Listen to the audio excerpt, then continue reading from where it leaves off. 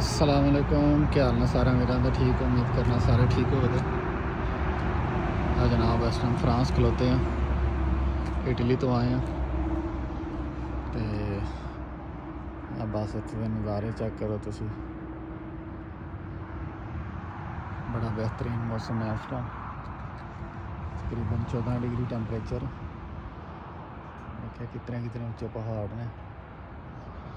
गड्डी जनाब अपनी इस टाइम लोड कल खाली करनी है, कल दी अपॉइंटमेंट है।